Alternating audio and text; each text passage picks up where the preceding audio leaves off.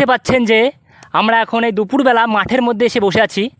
তো আমাদের বসে থাকার একটি উদ্দেশ্য হচ্ছে যে আমার বন্ধু বাপ্পি বা ক্যাবলা, যাকে ক্যাবলা বলে আমাদের এলাকায় সবাই চেনে, ঠিক আছে, ক্যাবলা দি গ্রেট, তার জন্য আজকে আমরা এখানে আসা, আমাদের এখানে আসা। তো সে কেন এখানে এসছে সেটা তার নিজের মুখ থেকে শোনা যাক। তো বন্ধু, তুমি এখন মাঠে কী করতে এসেছিলে? মাঠে এসছে কিছু গাছ লাগানোর উদ্দেশ্যে। আমার জমি আছে পাশে আমার জমি আছে, সেই জমিতে কিছু গাছ লাগালাম এবং রাস্তার ধারেও কিছু গাছ লাগিয়ে দিলাম, সেটা যেন পাবলিকের ভালো হয়। রাস্তার ধারেও লাগিয়েছো, তাই তো? মানে রাস্তার ধারে মানে আমাদের গ্রামে, আমাদের এলাকায় অনেক পরিচিতি আছে বাপ্পার, ঠিক আছে, যে সে একজন বড় সমাজসেবক। তো তিনি সমাজসেবী হিসাবে অনেক মানুষের উপকার করে থাকে, যেমন এই যে রাস্তার ধারে গাছ লাগানো, আবার সাইকেলের চাকায় হাওয়া দিয়ে দেওয়া, ঠিক আছে। আবার বিনা পয়সায় যদি আপনি বলেন যে আপনার বগল কামিয়ে দিতে হবে, আমার বন্ধু সেটা করে দেবে, তাই না বন্ধু? দেখো, তাতে যদি দশের ভালো হয় বা পাবলিকের ভালো হয়, তা সে কাজকে কেউ ছোটো মনে করো না। হ্যাঁ, এটা হচ্ছে আসল কথা। মনে রাখবেন বন্ধুরা, যে কোনো কাজ কখনো কোনো সমাজে ছোট হয় না।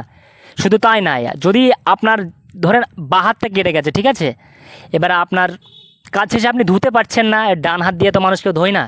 এবার যদি মনে করেন যে আমার বন্ধুকে ধুয়ে দেওয়ার জন্য ডাকেন, ঠিক আছে, তবু আমার বন্ধু গিয়ে ধুয়ে দেবে। তো বন্ধু, আপনার তোমার এই গাছ লাগানোর উদ্দেশ্যটা কি, যদি আমার দর্শক বন্ধুদের কাছে একটু শেয়ার করো। উদ্দেশ্যটা হচ্ছে এই যে কিছু মানুষ কবে থেকে বলছে যে বাপ্পা তুমি গাছ লাগাও, তোমারও ভালো হোক এবং দশেরও ভালো হোক। তাই ওই কথাটা ভেবে, তাদের কথাটা মাথায় রেখে আমি গাছ লাগাতে এসেছি।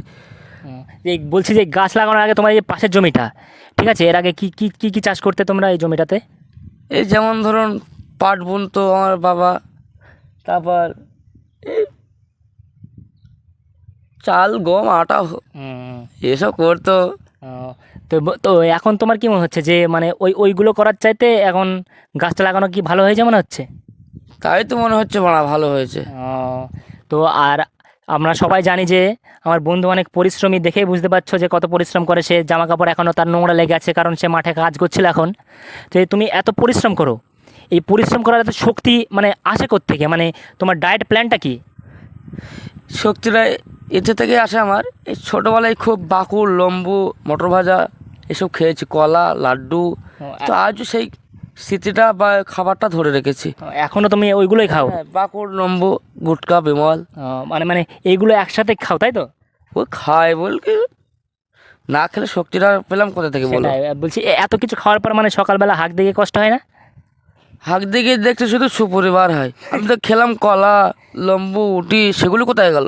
শুধু তো সুপরিবার হয়, শুধু সুপরিবার হয়। কারণ তোমার পাকস্থলী ওই যে লম্বু, কলা, রুটি ওগুলো হজম করতে পারে, ঠিক আছে। এই যে তুমি বিমলের সুপুরিগুলো খাও, ওইগুলো তো আর হজম করতে পারে না, ওই জন্য ওগুলো ওইভাবে বেরিয়ে পড়ে। সে নুরু ভাইয়ের ছেলে খায়, তারও মারা ওইভাবেই বেরোয়। হ্যাঁ, তো বন্ধুরা, যতই আমরা হাসির কথা বলি না কেন বা মজার কোনো কথা বলছি, ঠিক আছে, আমাদের ভিডিও করার আসল উদ্দেশ্য হচ্ছে যে গাছ লাগানো, ঠিক আছে। আপনারা গাছ লাগান, হ্যাঁ, প্রাণ বাঁচান, ঠিক আছে। এই গাছ হচ্ছে পরিবেশের ভারসাম্য রক্ষার জন্য খুবই জরুরি, ঠিক আছে, গাছ। আর গাছ আমাদেরই লাগাতে হবে, কারণ আমরাই হচ্ছি পৃথিবীর সেরা জীব, আমরাই মানুষ, আমাদের এই দায়িত্ব পৃথিবীকে সুন্দর রাখার। তো বন্ধু, তোমার শেষ মেসেজ কিছু দিতে চাও? ভিডিওটি শেষ করে দেবো।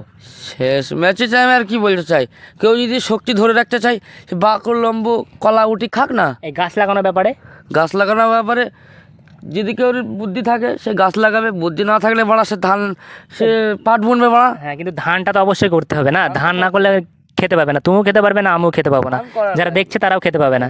ধানটা করাই লাগবে। ধান, কিন্তু কোনো বুকাসুদা যদি পাট বনে, সে বুকাসুদা নিঘাত মরবে, কিচ্ছু করার নেই। আসলে পাটের দামই নেই, তাই না? বসো। তো বন্ধুরা, ভিডিওটি শেষ করার আগে তোমাদের একটি কথা বলতে চাই, যে গাছ লাগান, খাট কাঁপান, গাছ লাগান, প্রাণ বাঁচান। গাছ আমাদের মূল্যবান সম্পদ, পরিবেশের ভারসাম্য রক্ষার জন্য গাছ খুবই জরুরি। তাই গাছ লাগান, প্রাণ বাঁচান। বাই।